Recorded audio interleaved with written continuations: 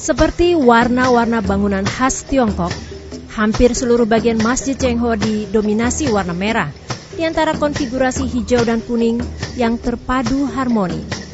Di Indonesia, bangunan berarsitektur Tiongkok yang seperti itu biasanya adalah bangunan kelenteng.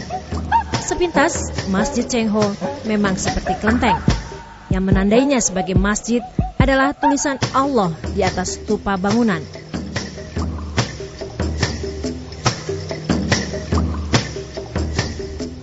Yang membedakannya lagi dengan kelenteng ialah tidak ditemukannya relief naga dan patung singa, serta lilin dan dupa, sebagaimana yang biasa terlihat di kelenteng. Setiap bagian dari Masjid Cheng Ho mempunyai makna, baik dari filosofi Tiongkok maupun Islam. Bentuk pagoda pada kubah masjid misalnya. Kubah berbentuk pagoda ini menjadi salah satu ciri khas Masjid New Jie, yang juga menjadi ciri khas Masjid Cheng Ho. Sementara susunan atap 3 lapis ini merupakan perpaduan antara arsitektur Jawa kuno dan Tiongkok.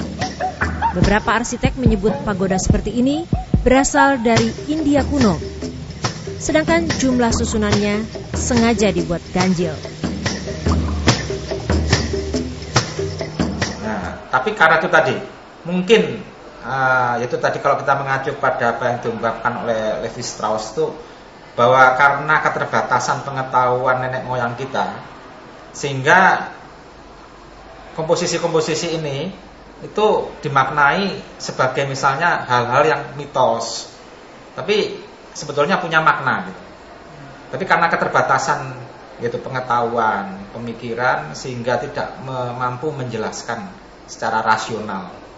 Tapi ada benang merah menurut saya, bahwa secara komposisi itu mengatur komposisi yang ganjil komponennya itu lebih sulit memang, tapi menghasilkan sesuatu estetika yang lebih optimal dibandingkan yang genap. Sedangkan stupa di puncak atap masjid adalah ciri khas stupa Buddha.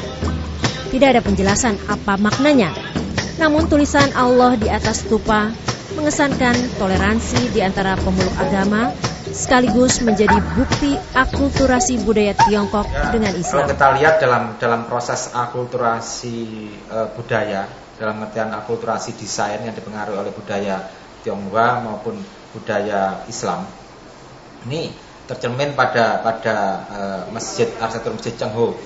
Jadi dalam pengertian bentuknya yang geometris. Terus jadi kelihatan, dan akulturasi ini kan kelihatannya ada proses bargaining. Jadi ada proses bargaining di mana perpaduan itu yang jelas bahwa sebagai masjid tentunya berprinsip terhadap aturan-aturan masjid sendiri. Menurut Lukito Kartono, pagoda bersudut 8 bermakna keberuntungan. Angka 8 dalam numerologi Tiongkok kuno disebut Pat Kwa, yang berarti kejayaan, kemakmuran, atau keberuntungan. Selain filosofi budaya, Masjid Cheng Ho juga memiliki nilai falsafah religi yang dalam. Secara keseluruhan, bangunan masjid ini berukuran 21 kali 11 meter. Sedangkan bangunan utamanya berukuran 11 kali 9 meter. Konon, angka 11 adalah ukuran Ka'bah saat pertama kali dibangun, sedangkan angka 9 melambangkan Wali Songo, para wali yang menyebarkan Islam di tanah Jawa.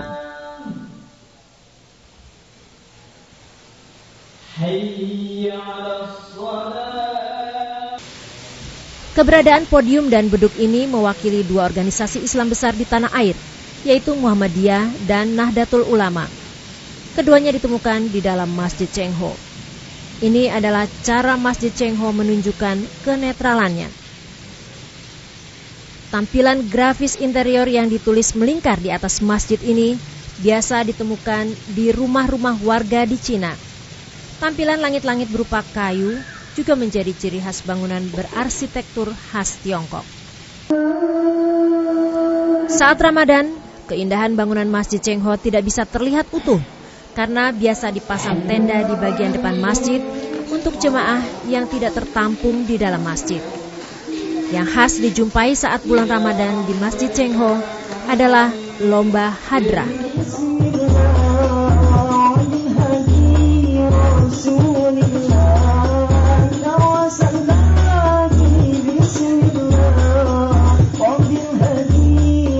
langsung